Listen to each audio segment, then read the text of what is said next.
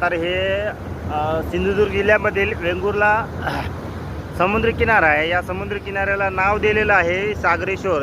हे सागरेश्वर नाव देण्याचा उद्देश आहे की समुद्राच्या किनाऱ्यावर 400 ते 500 वर्षी आहे ना साहेब, 400 ते 500 वर्षापूर्वीचं सागरेश्वर या नावाने महादेव मंदिर आहे.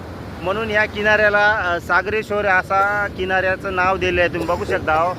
आता हे इकडं मंदिर आहे, सागरेश्वर महादेव मंदिर, आणि मंदिराच्या पाठीमागच लगेच समुद्र किनारा आहे. मंदिरात दर्शन घ्यायचं आणि इकडं आलं की तुम्हाला असा भला मोठा असा समुद्र किनारा बघायला मिळतो, जे की 8 किलोमीटरचा आहे मित्रांनो. तुम्ही बघू शकता.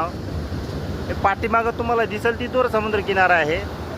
सकाळची वेळ आहे, संध्याकाळचे भरपूर लोक हे बघा इकडं. आणि आम्ही आता गावाकडे निघालो होतो. 8 वाजलेले आहे सकाळचे. आम्ही येता 2 किलोमीटर होतो म्हणून आम्ही बघायला आलो होतो. तुम्ही बघू शकता. तर हे आम्ही आता काही गर्दी नाही, संध्याकाळी खूप अशी गर्दी असते. तर बघा